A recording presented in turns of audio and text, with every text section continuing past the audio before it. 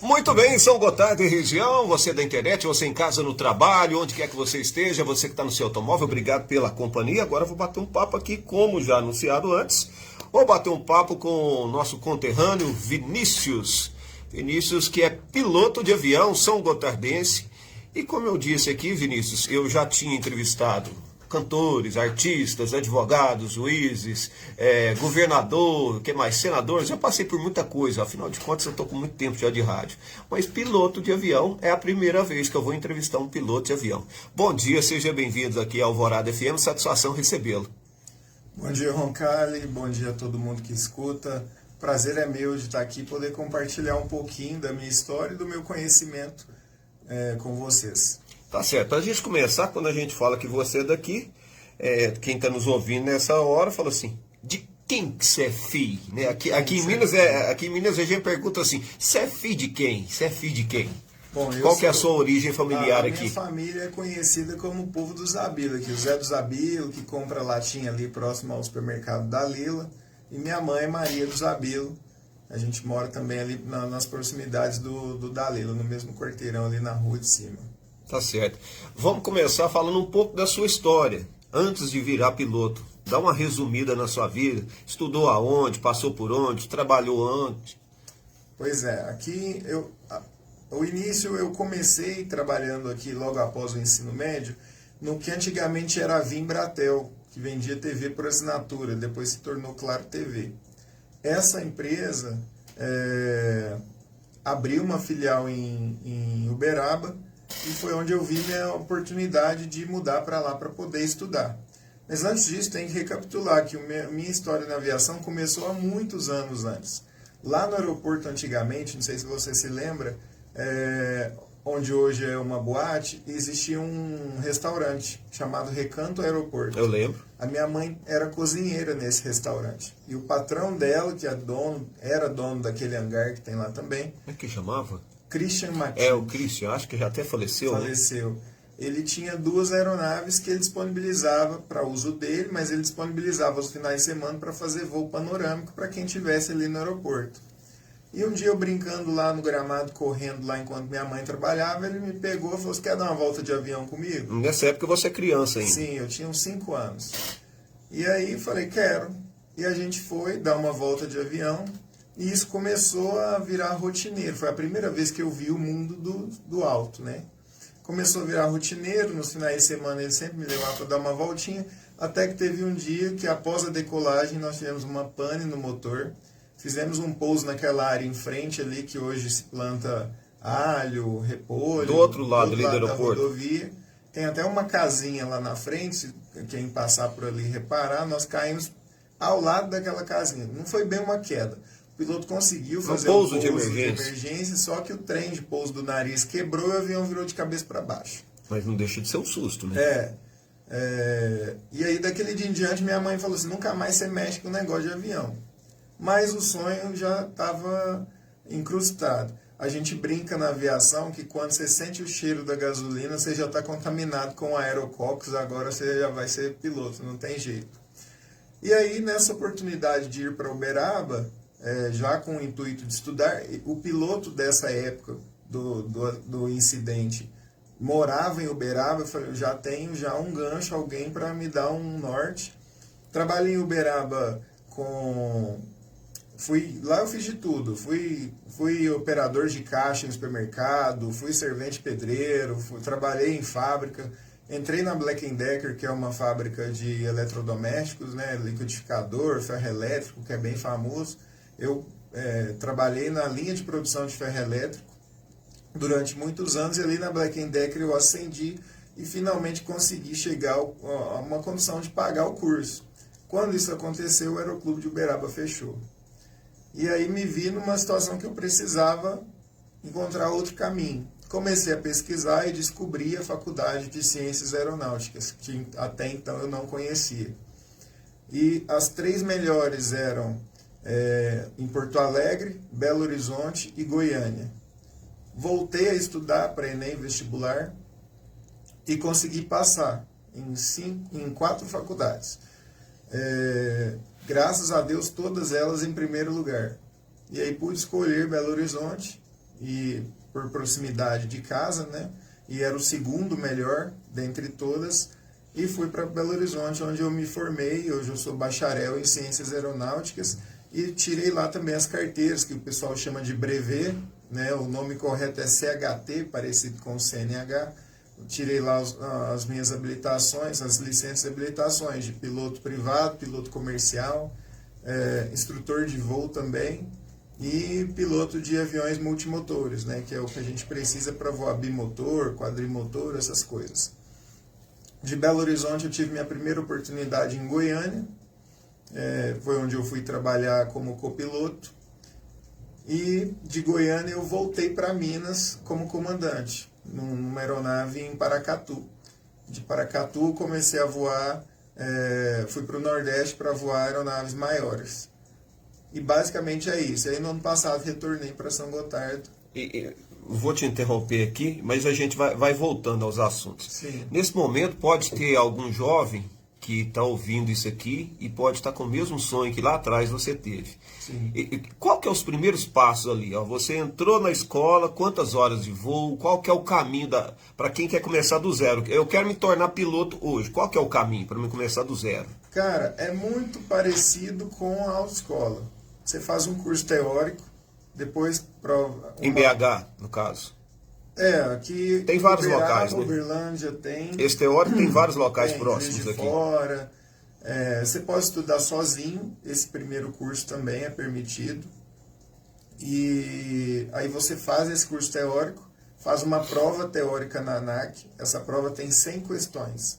Você tem que ter um aproveitamento de 70%. Mas é assim, são 5 disciplinas. Você tem que passar...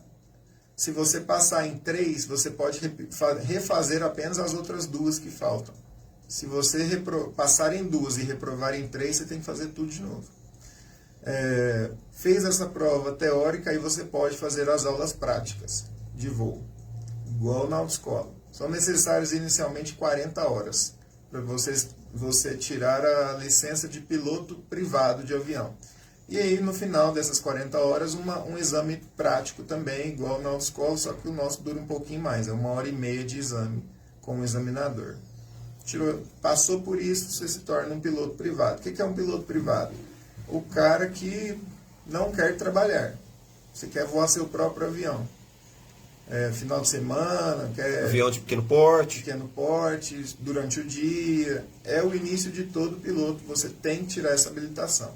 Para quem quer trabalhar, você tem que recomeçar, aí faz outro curso teórico do curso de piloto comercial, refaz a prova teórica e mais 110 horas de voo, somando ao todo 150. E novamente um exame prático com o examinador.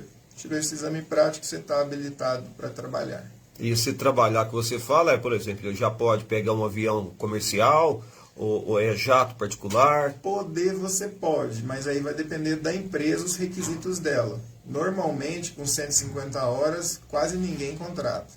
Então, o que é o caminho que muitos fazem? Iniciam um terceiro curso, que é o de instrutor de voo, que aí esse é um pouquinho mais fácil, são só 2 matérias, ele é menor, e também precisa só de mais 20 horas de voo.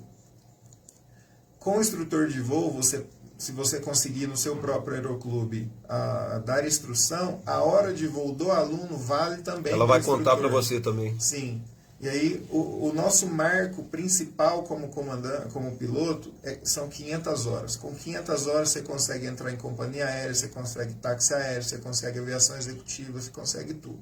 Ou seja, para você se tornar um piloto profissional aqui no Brasil, o que vale é o número de horas, é a sua experiência. Sim, mas há uma grande diferença entre experiência e proficiência para nós. Experiência é o que você diz, são horas de voo, o tempo que você esteve no ar. Proficiência é a sua capacidade de estar naquele local, naquele posto, naquele avião específico. Por exemplo, eu tenho... meu último emprego foi num jato Citation. Se me colocar hoje num Gulfstream, eu tenho experiência, mas eu não tenho proficiência naquele avião. Então eu precisaria de um novo curso, eu precisaria de mais horas naquele avião. Mas com 500 horas num avião vamos dizer assim, comum, tradicional, um avião menor, ele já consegue um emprego normalmente como copiloto em quase qualquer lugar. Tá certo, eu vou fazer as perguntas mais absurdas aqui, porque Vamos lá. não é a minha área, então eu tô aqui para fazer as perguntas mais, talvez até idiotas, né? Até por falta de conhecimento.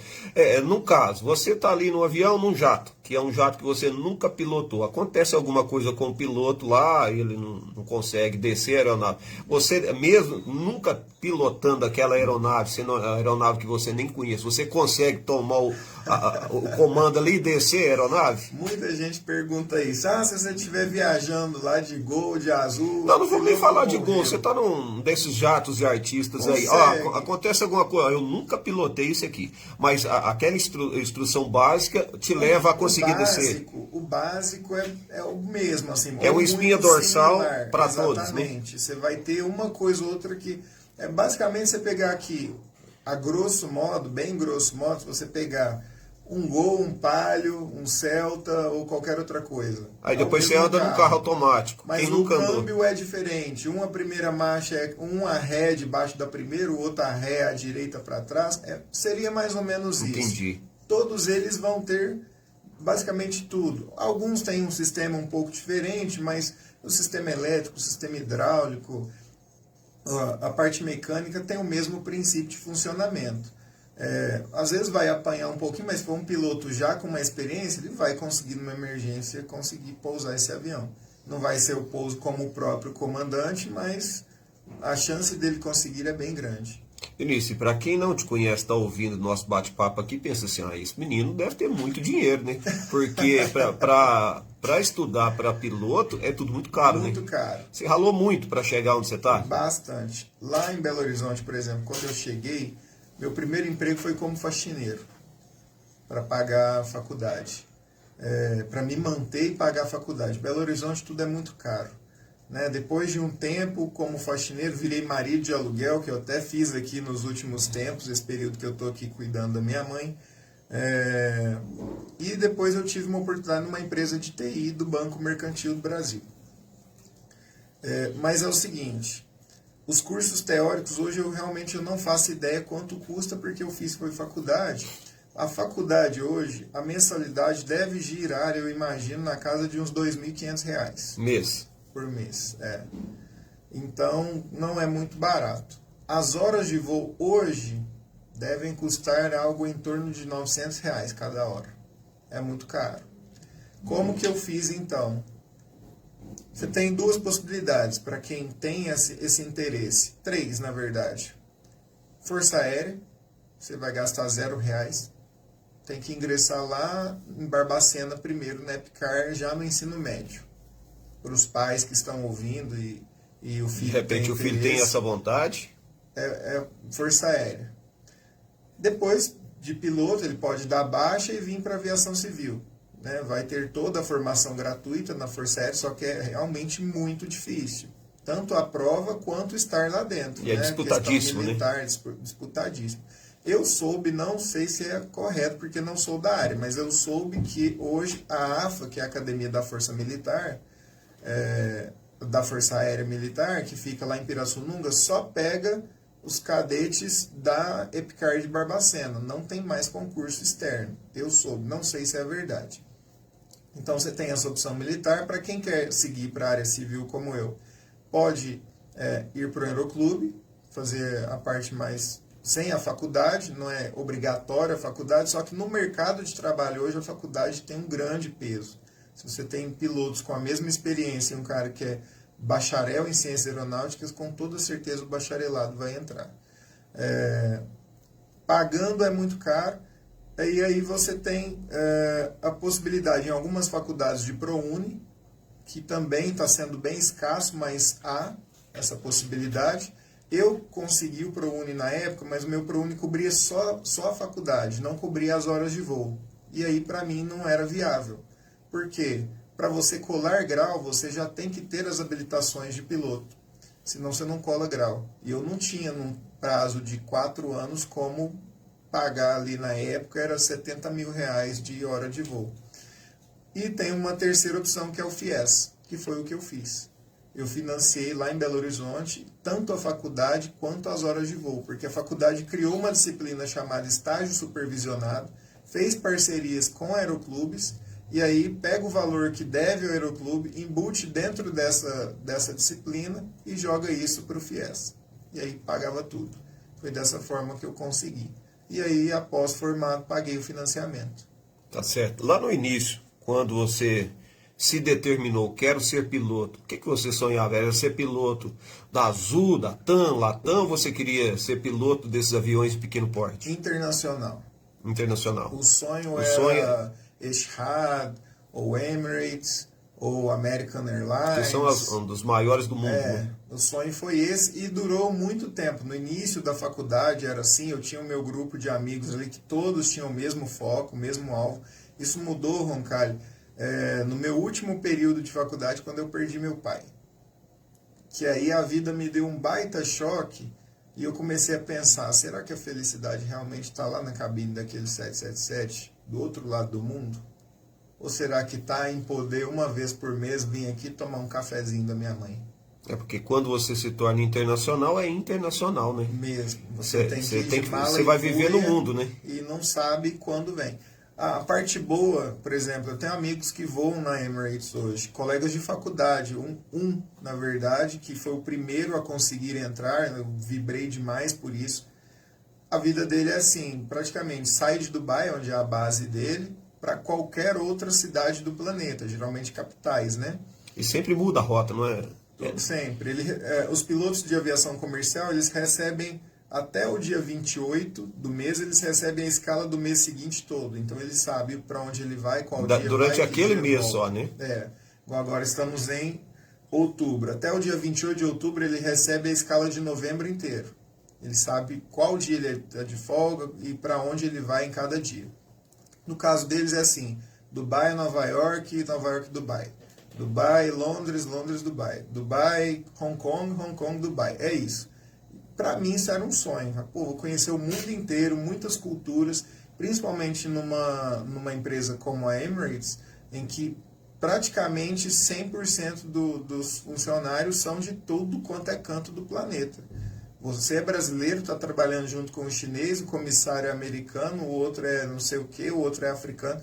Então, assim, eu queria ter essa vivência. Mas, à medida que eu fui amadurecendo, eu fui vendo que, cara, eu gosto daqui. Eu gosto do Brasil. Não desse Brasil. E hoje eu falo, eu não queria viver em outro país. Eu gostaria de viver em outro Brasil.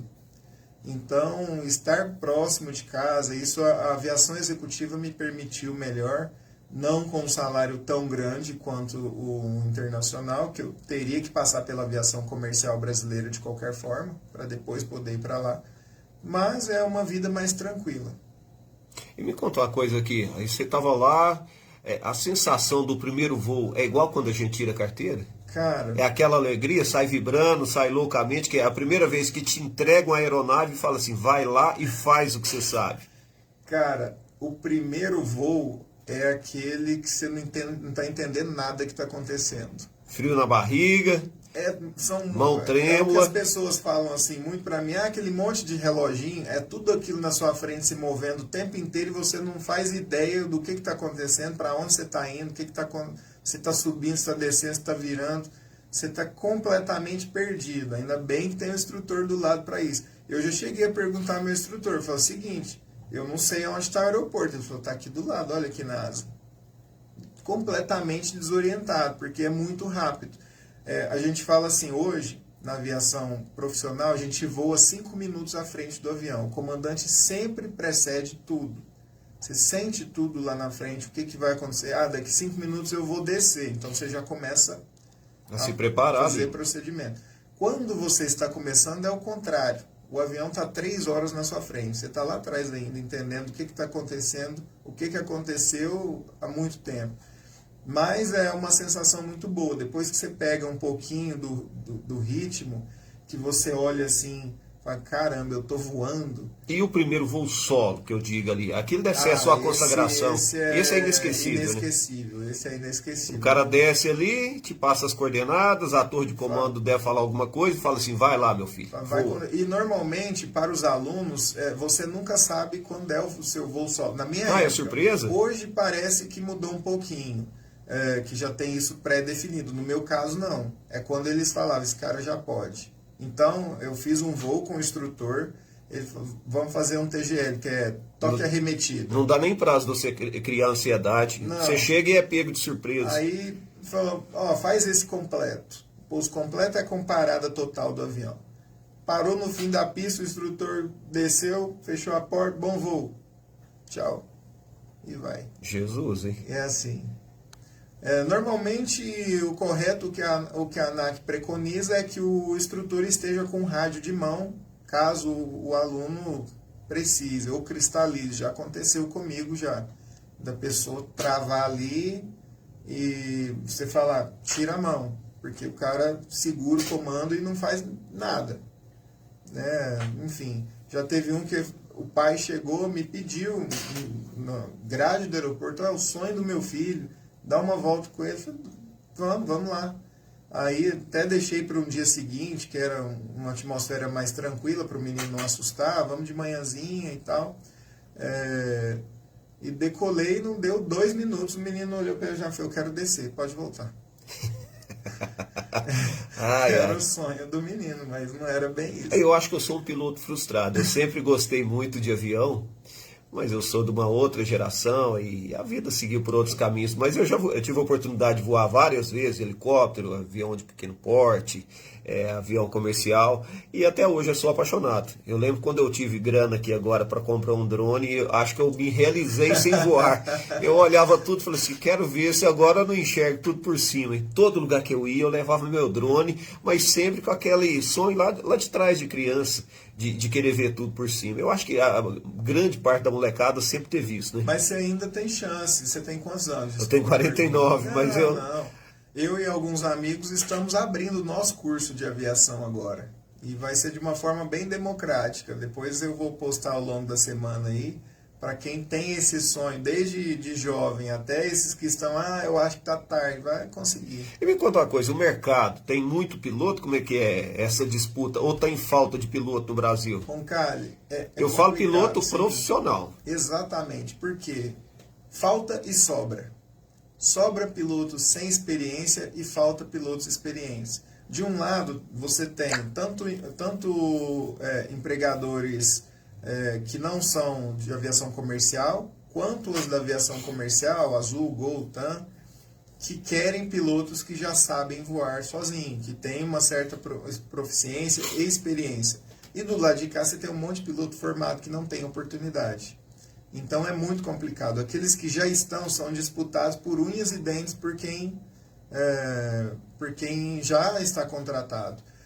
Hoje, por exemplo, está tendo uma evasão em massa de pilotos da Azul para a Latam e para a Gol.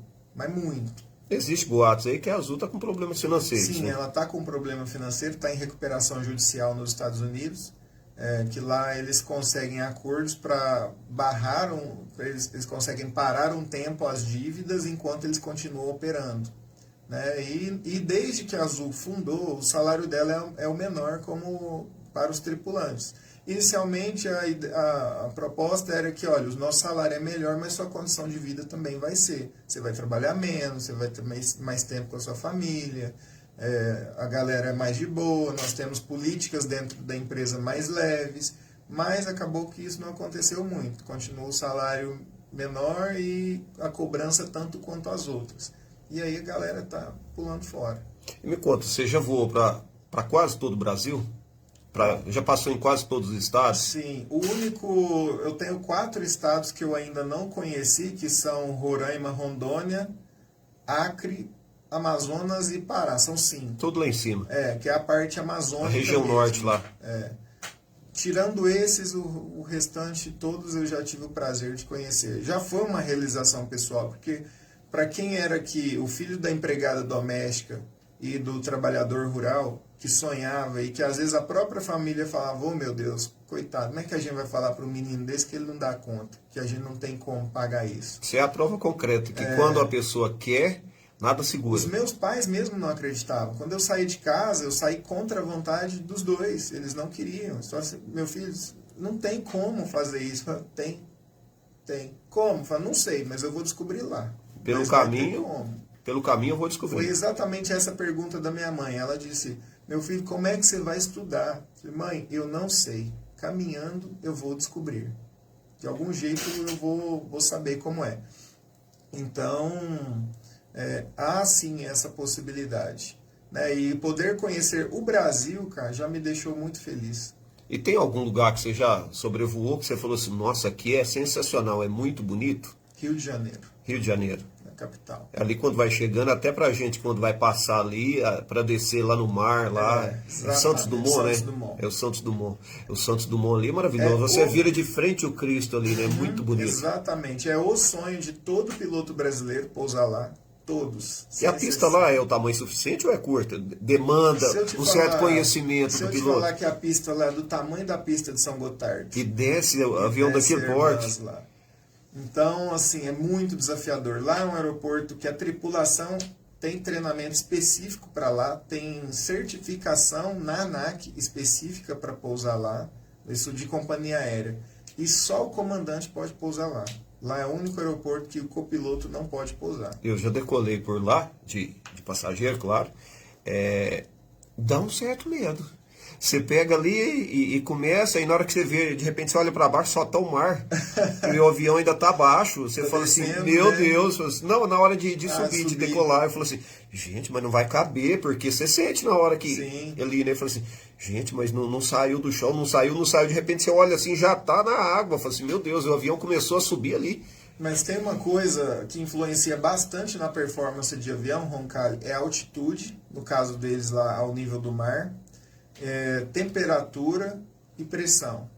Então o ideal é se decolar no frio, o avião consome menos pista, com tempo seco, também menos pista. Ou seja, baixo. Não é muito o local adequado, o Rio de Janeiro, 44 graus constante, né? Aí faz, mas no próprio computador do avião, que chama FMC, eles inserem todas as informações e ele dá a quantidade de metros de pista que ele precisa para sair do chão com aquele peso. Você informa tudo no computador. Então hoje, o trabalho do piloto não é pilotar, é gerenciar. Eu ia te perguntar isso. Hoje, o piloto, ele vai ali apenas como uma pessoa que fica gerenciando, organizando. Exatamente, ali. Quase A tecnologia deixa o avião subir e descer quase que sozinho. Sim. O piloto automático ele é ligado logo após o pouso, normalmente, ou poucos minutos, no máximo ali 1-2 minutos depois do pouso, já se liga o piloto automático e desliga uns 30, 40 segundos antes de pousar. Então tudo o piloto automático faz. Só que onde a gente trabalha muito? No pré e no pós-voo.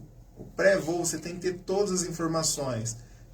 No caso deles lá, existe um despachante operacional de voo que pesa todas as malas. Por isso que é pesado lá quando passa no check-in, né? Todo esse peso vai ser informado para o comandante.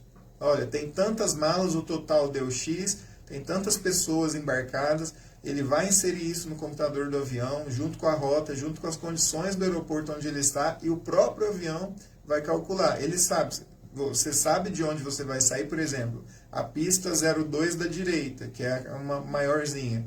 Ele sabe o tamanho dessa pista e sabe quantos metros ele precisa, e ele informa lá. Se tiver excedente, não tem.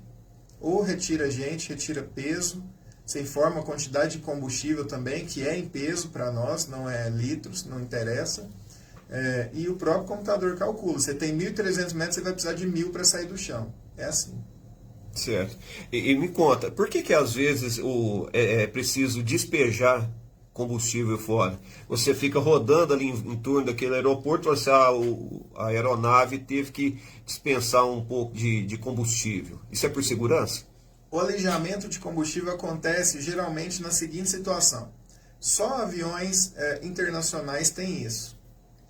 Aviões nacionais, aviões de voo doméstico, eles não têm alijamento. Para que serve? O peso máximo de decolagem de um avião é muito maior do que o máximo de pouso.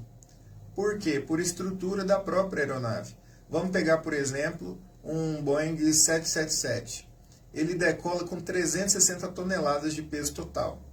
Mas ele consegue pousar, salvo engano, com 270. Ou seja, com 300. Ele precisa queimar 30 toneladas de combustível, no mínimo, para ele conseguir pousar. Se ele tem uma emergência logo após a decolagem e precisa pousar, ele não pode pousar com aquele peso, que provavelmente ele vai danificar a estrutura do avião. Então, nesse pode causar uma caso, explosão ali, né? Pode quebrar o trem de pouso, pode acontecer uma trinca, uma rachadura em alguma longarina, enfim, a fabricante sabe o porquê, né? Os engenheiros fazem esse cálculo.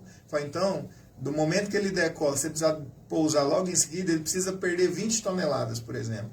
Então, nesse momento, o comandante informa para o controlador de tráfego aéreo que ele precisa fazer alejamento, ele vai ser deslocado para algum ponto específico e ali ele abre umas válvulas no tanque de combustível onde ele joga combustível fora. Se for os aviões menores, não tem outro jeito, é ficar voando até queimar o combustível. E me conta, e a questão de piloto e copiloto? Qual que é a função do copiloto ali? Essa é a que eu mais escuto de todos. Tem serviço para os dois, é só quando um morre que o outro trabalha. Piloto e copiloto são apenas funções, digamos assim, é o crachá. Dentro da cabine a gente divide igual de duas formas, um piloto que voa e um piloto que monitora.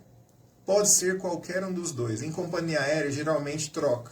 Tipo assim, vamos fazer Belo Horizonte, São Paulo. O comandante é o piloto que voa, o copiloto é o piloto que monitora. E no retorno é o contrário. O copiloto voa e o comandante monitora. O que é o que voa? É aquele que literalmente pilota o avião. É muita coisa acontecendo e como vocês talvez já tiveram a oportunidade de olhar, até na internet, a cabine de um Boeing 737 ou de um Airbus A320, muitos instrumentos, né? São muitas coisas. Então o cara que está pilotando, o que ele olha basicamente? Velocidade e olha lá fora. Olha velocidade e olha lá fora. Olha velocidade e olha lá fora até o avião decolar. E a potência, né? Está na mão dele também. Então decolou, ele está voando, seguindo o que a gente chama de diretor de voo, que existe lá no painel do avião, uma setinha, como se fosse um X, uma cruz. E ela te indica se você está subindo, se você tem que subir mais ou menos, de acordo com a rota que você colocou. Você tem que virar para a esquerda ou para a direita, então você vai seguindo o diretor de voo, ele vai te guiando, até o momento você ligar o piloto automático. E quem controla também o piloto automático é o piloto que voa. O que monitora está olhando para dentro, para todos aqueles instrumentos. Se acender uma luz, qualquer coisa, ele informa. Ele fala, ó, estamos com potência diferente no motor 2. É esse cara. Então ele olha todo o instrumento, todos os instrumentos e fica acompanhando. O cara que monitora não olha lá fora, em momento nenhum, a cabeça baixa olhando o painel e observando tudo que está sendo indicado ali. Qualquer anormalidade ele informa para o que está voando.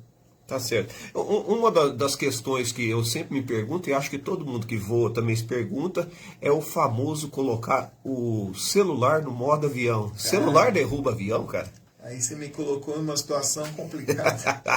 Então, que eu acho que não tem fundamento. Hoje em dia, a maioria das aeronaves tem lá, você coloca no modo avião, mas tem um Wi-Fi próprio do avião. Bordo, sim. O que acontece, Roncalho? O avião, num avião comercial, por exemplo, ele tem mais de 20 antenas de várias funções, com várias ondas diferentes. Então, até o momento, não existe nenhum teste específico comprovado de que o sinal de um telefone interfere em alguma dessas antenas, justamente porque são ondas diferentes. Mas você multiplica isso por 180, num A320. Então, não existe teste, ainda não, nenhuma fabricante pegou lá um avião, botou 180 pessoas, mexendo no celular, botou engenheiro com computador conectado para ver se teve ou não teve interferência. E a aviação, por segurança, é assim, se está comprovado, faz, se não está comprovado, não faz. Na dúvida, não faz. Na dúvida, não faz. Então, como não se tem um teste específico ou criterioso que diga isso aqui interfere ou não interfere, então vamos tirar. É basicamente por isso. Muita gente também tem medo de voar nesses aviões domésticos que fazem voo doméstico dentro do Brasil, aqueles com hélice nas asas ali. Tem mais alguma coisa a ver? Vai dar mais arranco, alguma coisa? Ou é um voo? Esse eu nunca voei. É um voo. Acho que eu vou voar agora em fevereiro. Eu vou sair daqui de Uberlândia e vou para São Paulo. Tenho quase certeza que eu vou num desse. Não, Uberlândia e São Paulo, a Azul geralmente usa jato também. Uberaba é muito ATR. O que acontece? Que é o mesmo acidente que teve lá na Voipass, né, em Vinhedo. O que aquele tipo de avião tem? Ele é mais inseguro? De forma alguma. É um avião produzido, inclusive, pela própria Airbus. Aí o que acontece? O ATR, ele voa um pouco mais baixo do que um avião a jato. Um avião a jato voa em torno de 35, 36 mil pés. Um ATR voa a 16, 18, a metade da altura. E a 16, 18, quando você tem tempo ruim, é exatamente nessa altitude que estão os núcleos das tempestades, que é aproximadamente de 6 a 8 quilômetros de altura. Então, ele encara esse tipo de situação meteorológica. Não entra dentro, a gente sempre evita ao máximo, porque são pedras de gelo que danificam o avião mesmo, que quebra a frente ali, o que a gente chama radome, que é o nariz do avião, onde estão os radares meteorológicos, pode trincar vidro, enfim, sempre evita. Mas às vezes ele pode pegar alguma turbulência. Com relação à segurança, tão seguro quanto os demais. E ele tem uma grande vantagem, porque a Azul utiliza muito. Se você pegar uma rota, Belo Horizonte, Uberaba, em ATR e num jato. O ATR chega cerca de 15 minutos depois do jato, consumindo metade do combustível. Então, é um avião exclusivamente para voo regional. O ATR, inclusive, significa avião de transporte regional. Ele pousa e decola em pista curta. Com o peso máximo dele em 800 metros, ele decola, ele sai do chão, por exemplo. Poderia operar aqui em São Gotardo. Um jato... A pista tem 1.000 metros aqui? 1.200. 1.200 aqui. Então, de forma alguma, um jato operaria aqui, um jato comercial. O ATR poderia atender São Gotardo se tivesse demanda. É uma aeronave assim, espetacular. Sou muito fã. O pessoal tem cumprimentado aqui. O Alisson mandou um abraço, falou que está ótima a entrevista. Bom, valeu, um abraço, Alisson. Vamos falar mais aqui sobre aviões pequenos. Qual que é o avião pequeno que você mais gostou de pilotar até agora? Você não deve ter voado em todos, mas já deve ter voado em algumas aeronaves diferentes. Qual que é aquele que te dá aquela sensação legal ali? Cara, um avião que eu gosto muito é um ultraleve chamado Kolbe. Quero até mandar um abraço para os meus amigos Everton e Jean lá de Paracatu, que foi com eles que eu voei. É um avião pequeno, de 2 lugares só, mas é uma delícia para fim de tarde. Ele é asa alta, né, daqueles que você vê, que o povo chama de teco-teco. Então, para você voar à tarde, você tem uma vista completa do chão. E ele é bem estável. Bem estável, liso, você não treme, não sente nada. É um voo muito gostoso e foi com certeza o avião que eu mais gostei de voar. Talvez até considerando os grandes. Eu sou apaixonado com esse avião e um sonho que eu tenho de vida é poder comprar um. E um avião desse gira o quê? 200, 500, 1 milhão? Uns 400 mil reais, eu acredito. É porque tem gente que pensa que avião é tudo na casa de milhões. Não existe aviões com preços mais acessíveis, né? Cara, existe, assim. Em tese, os aviões são caros. Mesmo avião antigo. Porque tem gente, igual eu voei um avião de 1979. Fala, Deus me livre, um avião de 40 anos. Mas você pensa, um avião de 40 anos não é como um carro de 40 anos que você liga e desliga todo dia, que você anda todos os dias. Ele voa uma vez por semana. E existe toda uma manutenção ali, né? Existe uma manutenção. Existem manutenções a cada 50 horas, no caso de motor a pistão, que é a gasolina, a cada 50 e 100 horas, você tem que fazer uma manutenção específica, e uma vez por ano, uma inspeção anual de manutenção, onde esse avião é desmontado quase que inteiramente, assinado um laudo por um engenheiro aeronáutico, que manda isso para a ANAC, esse avião aqui está em condições de voar. Fora isso, é refeito pintura, é refeito interior. Hoje em dia estão se atualizando muito os painéis, tirando relógio, colocando telas. Então, assim, você tem avião antigo que está como se tivesse saído da loja hoje. Entrando nessa deixa sua aí, a inteligência artificial já não é mais uma novidade, hoje ela é realidade na vida de todo mundo, em todas as áreas. Como é que você enxerga essa inteligência artificial chegando aí nas aeronaves? Cara, na aviação a gente chama de automação.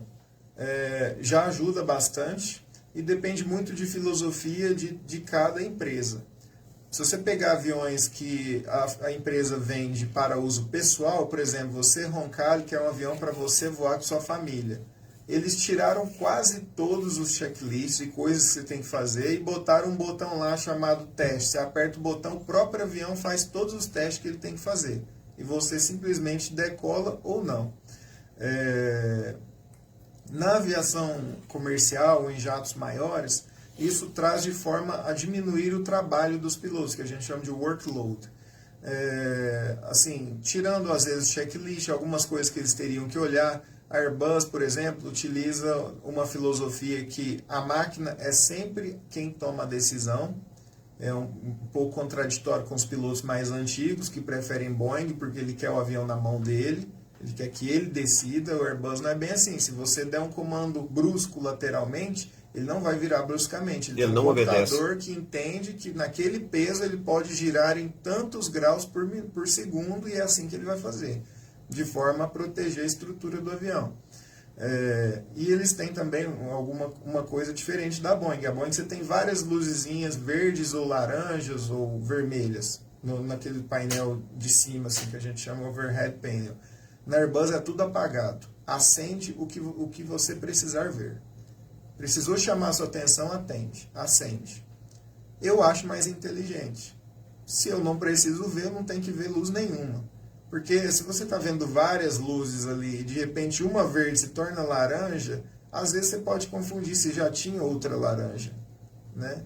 E na Airbus já não é bem assim. Não acende nada e quando acende uma, opa, acendeu uma luz, deixa eu ver o que é. Vinícius, outra coisa que eu estou te falando, que eu vou fazendo as perguntas assim, as mais talvez idiotas. Ali no quintal de casa, tem dia que eu fico olhando para cima ali, eu sou observador. Eu gosto de observar na noite, eu vejo muito avião passando. Aí, aliás, aqui tem uma rota grande de avião que passa por cima aqui. E muita gente nunca reparou, e eu tenho tempo para ficar olhando isso lá da minha janela e ficar reparando. Porque alguns aviões, teve um dia que eu vi 5 seguidos num domingo, ia até uma certa distância, voltava e você via o rastro da fumaça, eles retornando. O que é isso? É algum aeroporto que tá fechado? Algum problema? Por quê? Eles 5 fizeram quase que um círculo e voltaram do sentido que eles estavam vindo. A gente chama esse círculo de órbita. Normalmente ele é ordenado pelo controlador de voo. Pode ser pelo piloto, se ele identificar algum problema e precisar falar, olha, eu preciso fazer uma órbita aqui para eu ver alguma coisa. Mas normalmente é o controlador de voo, normalmente por São Paulo ou Rio de Janeiro estarem congestionados. Então parece longe daqui para São Paulo, mas são 40 minutos de voo. E se você pensar que lá pousa um avião a cada 15 segundos, às vezes, é muita gente chegando. Então ele está congestionado. Está congestionado. Ele para um cara aqui. Não tem como parar e esperar, né? Exatamente, não tem como parar. Então ele segura o cara aqui até ele falar, pode seguir. Às vezes pode acontecer dele mandar seguir mais para frente, falar, faz outra órbita aí, deixa a gente ver. Isso acontece principalmente porque São Paulo dá muito, chamam, né, a terra da garoa. Lá tem muito. São Paulo e Curitiba, né? Curitiba também fecha muito. Né? Fecha muito. São Paulo fecha muito por chuva, enfim. Rio de Janeiro fecha muito porque o Santos Dumont, por exemplo, não tem aproximação ILS, que a gente chama aproximação por instrumento, que leva o avião até o chão, mesmo sem visibilidade nenhuma. Em São Paulo isso é possível em Guarulhos. Mas se Congonhas fechar, Guarulhos também não consegue receber o tráfego de Congonhas. E eles tentam dividir entre Guarulhos, Campinas, ou aguardar no ar até chegar ali. Algumas aeronaves vêm para Belo Horizonte. Isso depende muito, mas é sempre, na maioria das vezes, devido ao controle de tráfego aéreo. Quando você está voando ali numa aeronave comercial, de longe você avista ali uma tempestade, qual que é o procedimento? Você contorna ela, passa por cima ou encara de frente? Fugir dela o mais rápido possível. E é possível ver longe? Sim, o radar meteorológico do avião ele consegue enxergar com clareza até cerca de 450 quilômetros à frente do avião. Ou seja, você tem aí meia hora, alguns radares até mais, mas até meia hora à frente você consegue ver com clareza como está. A regra número 1 é tentar subir, passar por cima. Aviões comerciais dificilmente conseguem por causa do peso. Os aviões executivos, que são os que eu trabalho, conseguem. porque são mais leves e muito potentes. A não ser que seja uma tempestade baixa ali, né? Mas normalmente o que acontece? O que vem da tempestade é uma nuvem chamada CB, cúmulos nimbus. É aquela nuvem que parece um cogumelo. Ela chega a até 50 km de altura. Nossa. E o máximo que um avião hoje vai voar, tem aviões aí que voam muito alto, vai chegar a 17 km de altura. Os jatos comerciais voam na faixa de 10, 11. Então essa nuvem realmente ela vai muito alto. É até 50 mil pés, que vai dar esses 17 quilômetros de altura. Então, a primeira tentativa é subir. E aí lá no próprio computador ele te fala o seu peso e qual altitude máxima você consegue com aquele peso. Se você olhando, você consegue o radar tanto horizontal quanto vertical, você consegue ver até que altura está aquela tempestade. Se bater com o seu computador e você conseguir subir, você sobe. Se não, é desviar pela lateral. Aí você chama o controle de tráfego aéreo e pede um desvio na rota que você achar mais tranquilo. Porque ele vem em várias cores no radar. Ele vem verde, onde está menos ruim, amarelo, onde está mais ou menos, e vermelho, onde está o núcleo mesmo. Então você tenta passar ali pelas áreas verdes. E quando é uma nuvem muito extensa, que muitas vezes não der para passar, a opção é descer no aeroporto mais próximo ou encarar? Se for um avião menor, com toda certeza descer. Igual esses pequenos, né? Eles nem devem voar nesse tipo de tempo. Num jato comercial já aconteceram algumas vezes, principalmente quando eles estão voando frente a uma frente fria, que normalmente elas vêm do Rio Grande do Sul para cá. Né? Se você olhar no mapa, no satélite, você vai ver, até no jornal mesmo, você vê elas subindo. Se o cara está descendo ali, não tem como, e não encontrou uma rota ali, um buraco nela para você passar, você vai tentar a ponta que tiver menos crítica, reduz o avião para uma velocidade que a gente chama de velocidade de manobra, que é uma velocidade menor, onde ele vai encarar melhor turbulências e situações desse tipo, e vai para dentro. E falando em velocidade, um avião voa o quê? 900 por hora? Depende muito do modelo. Aviões comerciais, em média, 850 km por hora. Porque muita gente que acha que esses pequenos também voam a essa velocidade, não é? Né? Pequenos tem velocidade, tem avião que voa a 100 por hora, né? Não, os aviões voam a 100 nós. Tem pequenininho que voa, muito pequenininho. Mas os aviões de 4 lugares voam hoje em média 300 km por hora. E jatos variam aí de 500 até 1.000 km por hora. Depende muito do perfil do proprietário, o que ele precisa, quantas pessoas ele precisa transportar e etc. E aí vai. Uma dúvida que eu acho que todo mundo, todo leigo, tem assim, o cara que pilota avião, pilota helicóptero, nada a ver uma coisa com a outra. Também me perguntam bastante. Pode acontecer que sim. Pode pilotar, mas ele tem que ter habilitação de helicóptero. É a mesma coisa de carro e moto. Você tem habilitação A e tem habilitação B.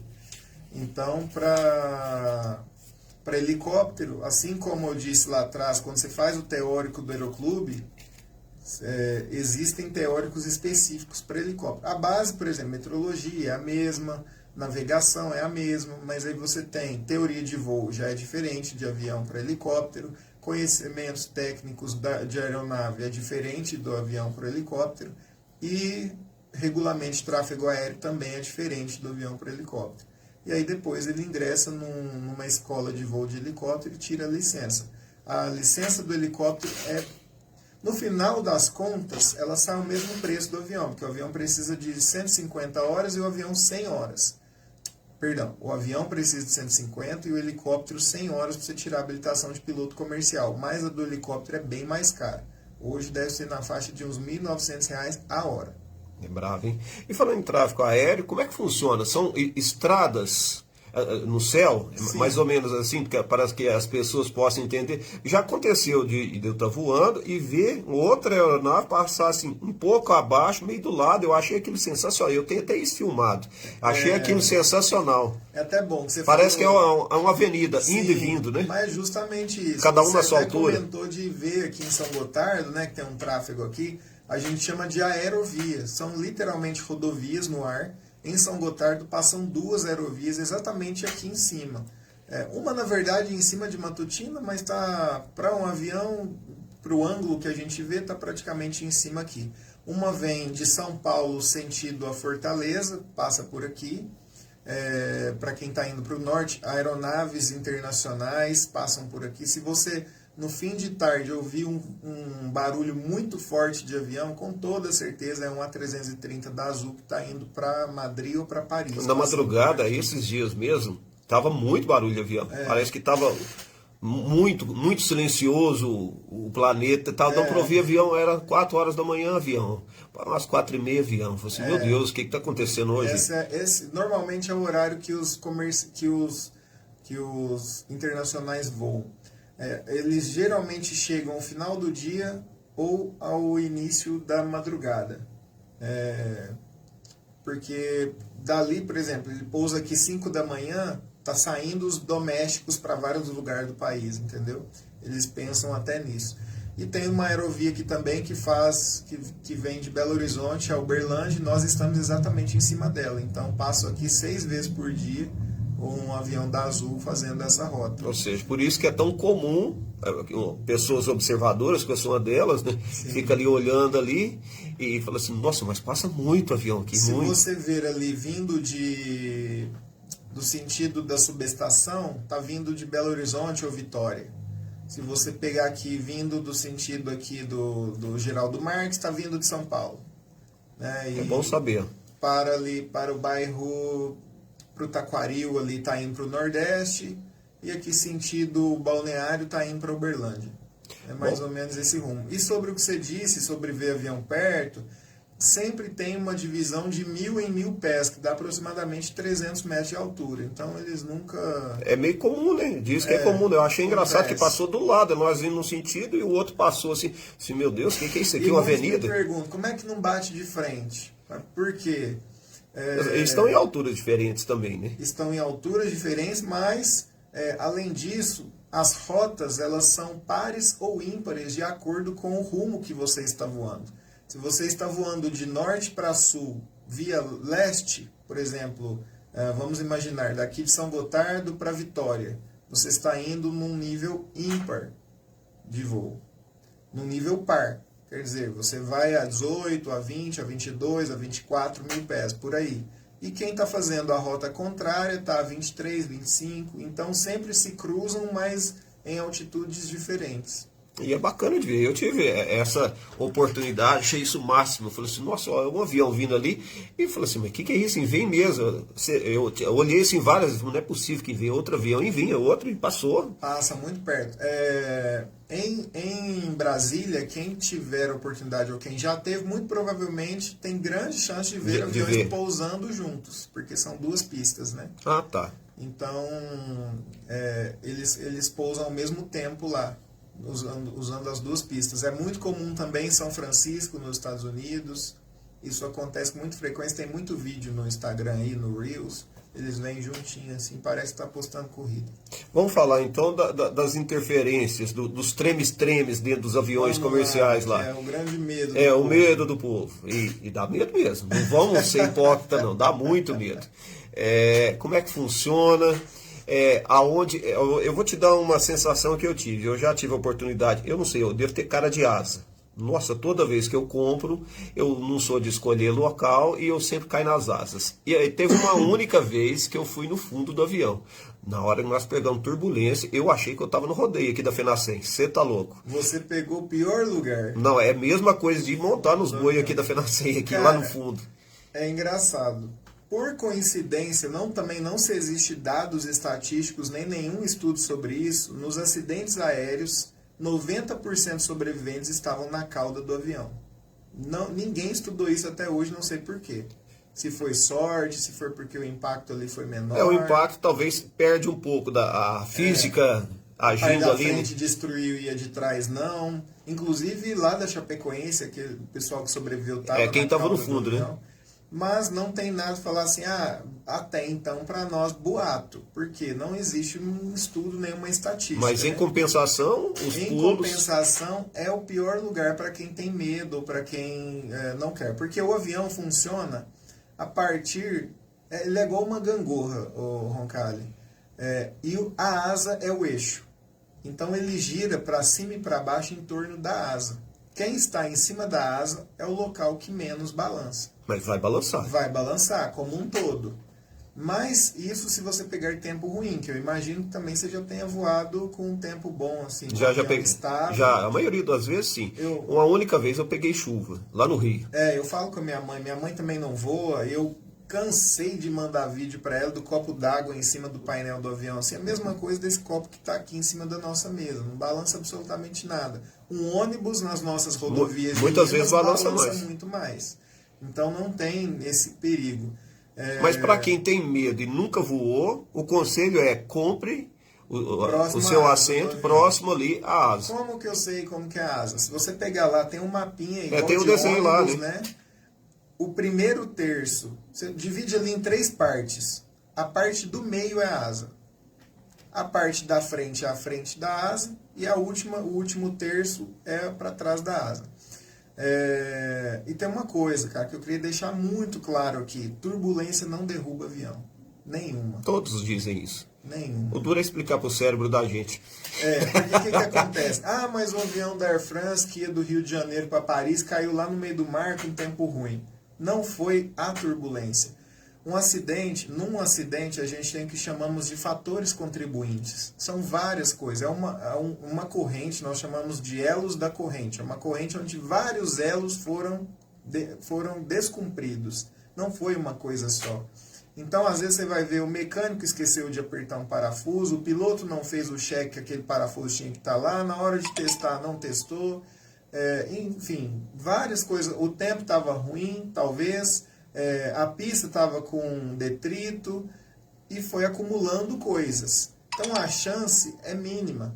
Hoje, para você ver, por exemplo, na Boeing, por exemplo, eles divulgaram um vídeo agora que existiu, em média, um falecimento, uma morte para cada 10 milhões de horas de voo. Então é extremamente seguro.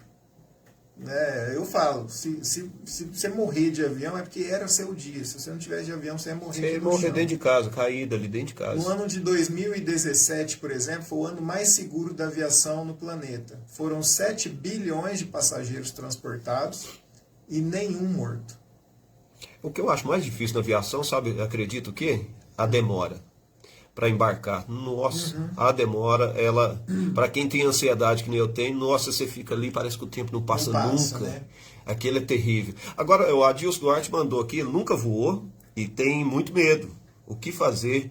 Não vou falar para acabar com o medo, mas para controlar esse medo. Olha, normalmente as pessoas... Primeira coisa, Adilson, e para quem também tá com medo aí, o medo, se a gente racionalizar ele, o medo é a falta de conhecimento. Quando você conhece, você passa a não ter medo. Isso vai para alguma coisa que ele faz e que outra pessoa tem medo. E que porque ele faz, ele sabe que é seguro. Então, assim, pode tomar um medicamento para ficar mais calmo. Toma um Draminzinho. Tem gente que toma uma dosezinha de uísque, dá uma relaxada. Não pode exagerar, porque senão é desembarcado do voo. E estude, tem um canal que eu vou recomendar que é Aviões e Músicas do Lito. Lito. Eu vejo muito, tem um outro canal ele é muito cancelado no meio aeronáutico, muito. Mas ele é muito bom, ele explica muito didático. Sim, mas é porque tecnicamente ele fala algumas coisas que às vezes não deveria falar, ou não pode falar, ou não é exatamente daquela forma. Mas para quem é leigo, ele explica muito bem. Tem um outro canal de aviação, eu esqueci o nome do rapaz. Aero por Trás da Aviação. Isso, esse canal também é muito bom. Eu sigo os dois também. Sim. Mas o Lito, ele leva até assim, tem uma pitada de comédia no modo dele tratar, que é gostoso de ver. Ele tem um curso para quem tem medo de avião. Eu vi isso aí. O curso. Então, ele teve no Jovem Pan esses dias agora. Ele tem vasta experiência, ele foi mecânico da United por mais de 20 anos. E agora ele é piloto, de manutenção. Ele tirou o piloto privado, que era uma das coisas que o pessoal cancelava ele, que ele falava coisa de piloto, sendo que nunca foi piloto. Mas, para quem tem medo, eu quero deixar claro, turbulência não derruba avião. Tudo que existe no avião foi muito desenvolvido, foi muito calculado por um engenheiro, e para você ter noção, Do momento que o fabricante fala assim, vou criar um modelo, até esse modelo literalmente estar disponível para venda, dura em torno de 10 anos. Todo o desenvolvimento. E antes dele estar disponível para venda, eles têm que provar, no mínimo em 2.000 horas de voo, todos os testes requeridos, no caso dos Estados Unidos, pela FAA, que seria a ANAC brasileira, e na Europa pela EASA. Então existem pilotos de teste que fazem tudo que um piloto civil jamais faria. Levam o avião literalmente no limite. Se você procurar no YouTube, teste de limite de asa de avião, você vai ver a asa subindo 7 metros de altura com uma força de 400 toneladas até ela quebrar. Então ele é muito resistente a tudo. Infelizmente, quando acontece, como eu falei, foram uma soma de fatores. Mas pode voar tranquilo, que eu falo para todo mundo. Quando chega no aeroporto, está com medo. Fala, calma, a parte mais perigosa da sua viagem já passou, que foi de você sair da sua casa e chegar aqui. Daqui para lá agora você está muito tranquilo. Olha, para quem nunca voou, quem sou eu para falar, né? Não tem toda essa experiência, mas gosto de avião. A minha esposa sempre sofre quando vai voar, até hoje. Use o banheiro. As pessoas, você está com medo de fazer a necessidade da roupa. Não é essa a piada, gente. Use o banheiro. Use o banheiro antes de entrar para dentro do avião, faça suas necessidades ali, para o seu corpo tranquilizar. Tome um Dramin, não vá na janela para quem tem medo, rume um fone de ouvido, vá assistir um filme, ou vá escutar uma música, vá ler um livro, uma revista. Procure desviar sua atenção. Agora, que nem eu, que não tenho muito medo nem vergonha na cara, eu adoro ficar na janela, eu fico o tempo inteiro filmando e olho no mapinha lá quando o avião disponibiliza, que local que nós estamos passando por cima e tal, e eu fico ali curioso, eu fico o tempo inteiro observando. Olha, uma dica, para quem enjoa andando de ônibus ou carro, deve ir na janela, nesse caso.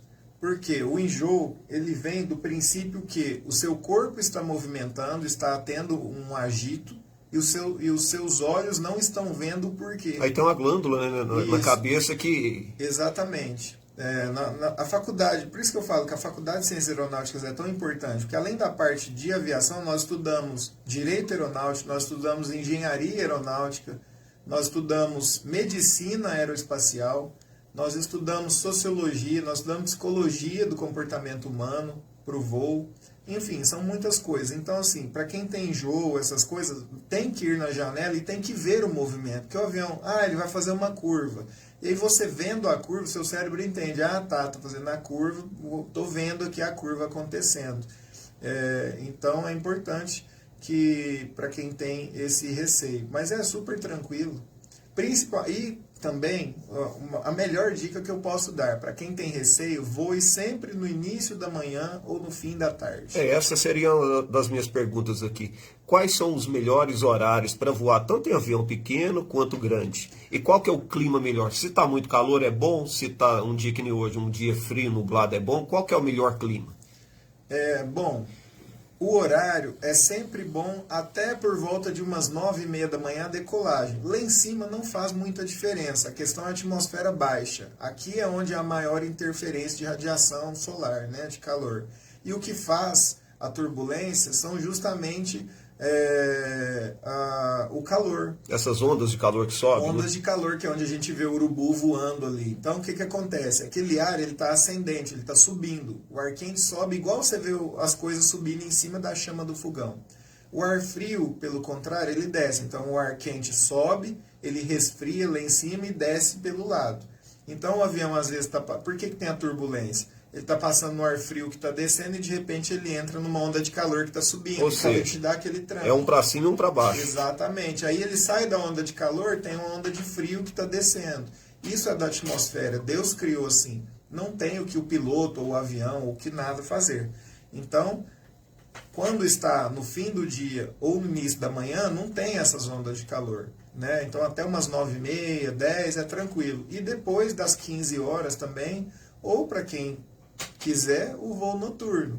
Né? Me fala um pouco de voo noturno. Eu vou fazer uma viagem agora e peguei os 2 horários noturnos. Eu vou chegar 1h da manhã e vou sair do outro 5 horas da manhã. Na hora de partir eu vou sair 5. Sua saída vai ser deliciosa. Eu vou ver o nascer do sol, né? Você não vai sentir nem o avião sair do chão.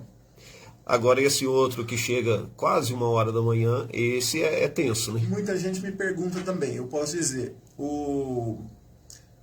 à noite ou de dia, para o piloto, no caso de uma companhia aérea, um piloto de jato, não muda absolutamente nada. Nós não voamos pelo que nós vemos.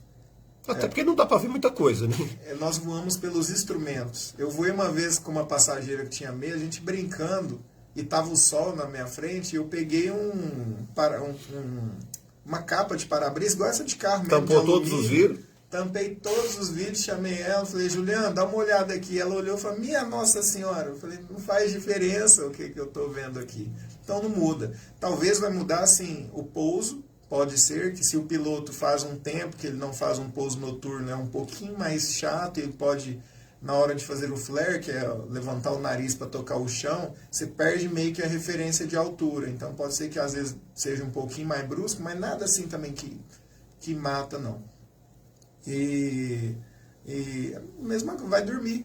Como você disse, tem muitas aeronaves hoje, principalmente na Azul, que é a companhia que eu vou como passageiro.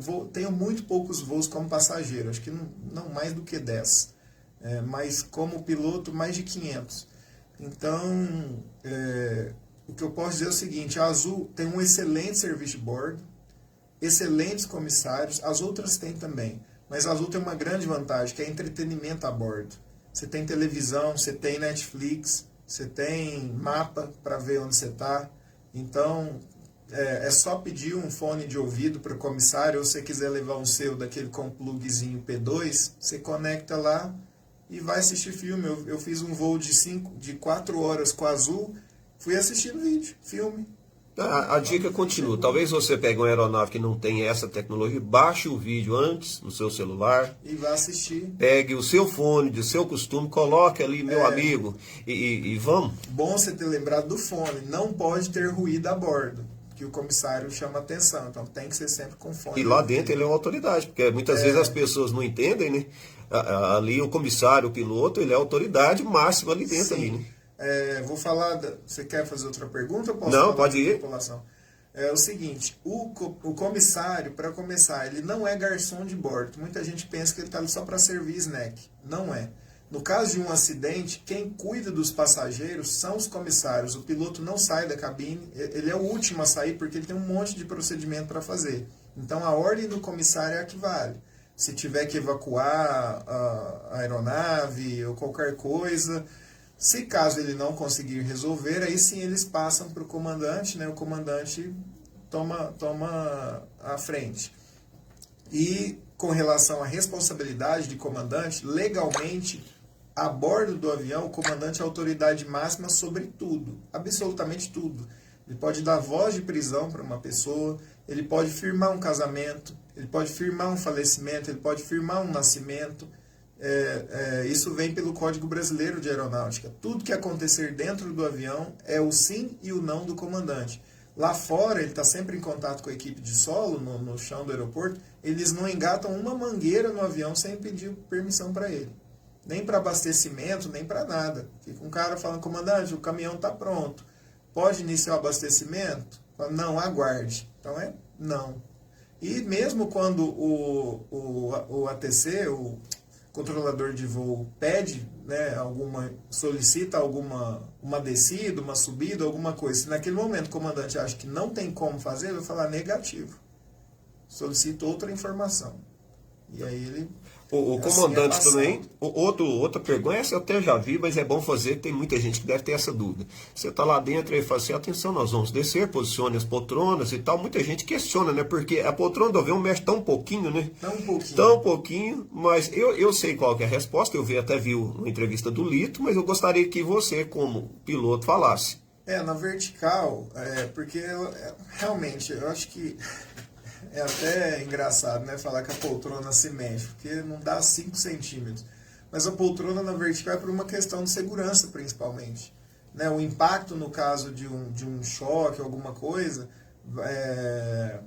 pode ser grande se ela estiver deitada e às vezes destravar e a pessoa vem para frente com peso e pode até atingir a poltrona da frente, se caso ou o passageiro de trás, se tiver um impacto, não bater a cabeça, né? E no caso de emergência, eu vi o Lito falando, aquela poltrona que mesmo reclinando pouco ali, ela pode atrapalhar num caso de ter que descer De desembarque. desembarque Exatamente. rápido ali de emergência, aquela poltrona ali pode dar um problema. Então é assim, é segundos que você perde que pode salvar a sua vida e de muitas outras pessoas. Se você pensar até na Um avião aviação, tudo é pensado, né, cara? Tudo tem um cara, porquê. Tudo. Se você pensar até na aviação terrestre, você pegar um Gontijo aí, tem a pessoa da sua frente, deita a poltrona ao máximo e esse ônibus tomba, como é que você sai? Nossa senhora, a dificuldade é gigante, né? Não sai, né? Fica preso ali. Fica ali e é complicado. O que você falou sobre aviação, tudo ser pensado, isso é bom principalmente porque as aeronaves estão há mais de 20 anos no mercado. O Boeing 737, por exemplo, é um projeto de 1960 e é produzido até hoje. Tudo que tem de erro já foi identificado. Então, e sempre tem um plano B para tudo, para absolutamente tudo tem um plano B. Tá certo. Queria te agradecer, o papo aqui, se for deixando, nós vamos ficar aqui a manhã inteira. Eu queria agradecer as pessoas que estão nos acompanhando. Foi um bate-papo surpreendente, muito mais gostoso do que eu imaginava. Foi um assunto, eu espero que quem está nos assistindo pelas redes sociais, quem está nos ouvindo pela Alvorada aqui, possa tirar proveito dessa conversa. Para quem tem medo da aviação, entenda que é um dos meios mais seguros que a gente possui hoje em dia. Tanto é que eu prefiro andar de avião do que de navio, sabia? Eu já andei, nunca andei em navios de cruzeiro, mas andei nessas chalanas. O maior que eu andei levava 78 pessoas. Eu me sentia apavorado naquela chalana. Eu falei assim, mas como é que pode? O homem anda de avião, anda de helicóptero. O avião é o segundo mais seguro, viu? O que é o primeiro? Elevador. Elevador? Sério? É. Que isso. A elevador, eu entro daquilo, eu nem lembro que aquilo...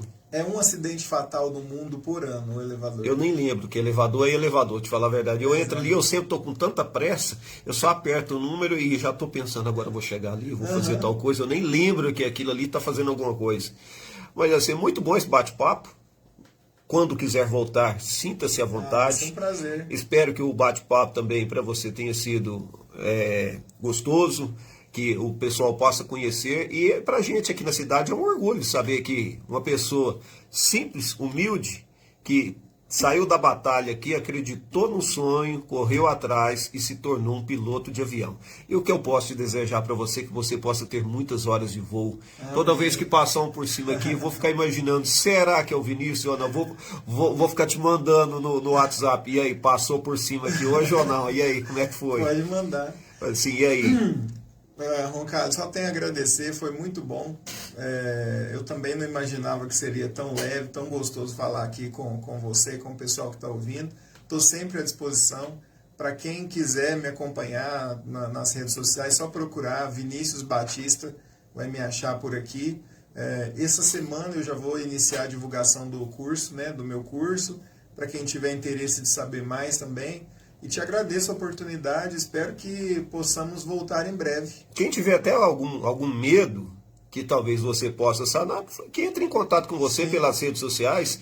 Eu acho que não vai te ocupar tanto tempo. A pessoa está naquele neura.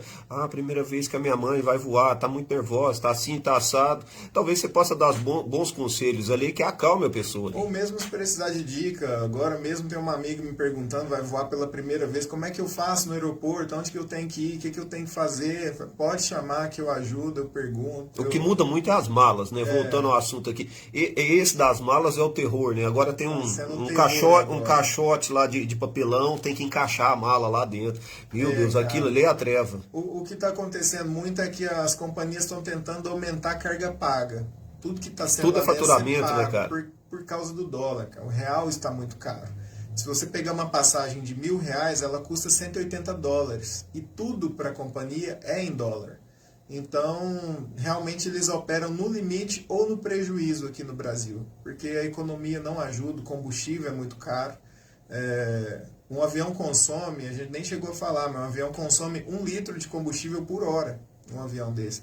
1 litro de combustível por segundo. Por segundo, né? Então é tudo muito caro. E não é esse combustível nosso, né? É o querosene de aviação. Ele é especial, né? Então, o que acontece? Eles vendem tudo em real, mas tem que pagar tudo em dólar. E aí, obviamente, eles tentam de todos os meios para tentar aumentar A arrecadação, a né? arrecadação. Mas vamos ver, né, que o país vai virar. Aí depende de política, economia e outras coisas. Muitos fatores, né? Vinícius, muito obrigado pela sua visita. Fiquei muito feliz. Espero que realmente tenha sido esclarecedor para quem teve aqui. A entrevista está no meu Facebook. Depois eu vou baixar, vou colocar também no YouTube, lá no Roncalli Marcos. Quem quiser ver um bom bate-papo sobre aviação.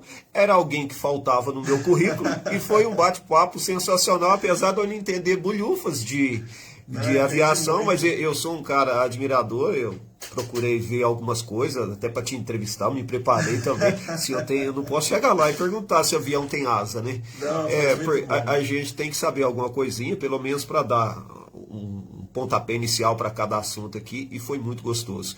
Peço que você seja sempre guiado por quem está acima de você ainda, lá nos altos da vida aí, nos céus aí, que o Papai do Céu possa sempre te guiar e que você possa continuar esse cara simples, tranquilo, sorridente, olhando para você. Se eu não te conhecesse, se fosse embarcar agora, eu sempre gosto de olhar na cara da tripulação, sabia? Uhum. Eu sou muito assim, eu olho para a cara e é bom, quando a pessoa é alguém sorridente, alguém que te passa ali, ela te passa confiança. Parece que eu consigo voar mais tranquilo. Você, se eu não te conhecesse, eu olharia para você, você conseguiria me vender essa imagem de alguém que me passou tranquilidade. E isso é muito bom. Ah, que bom, agradeço. Obrigado a todos, obrigado, Roncalli, e até a próxima.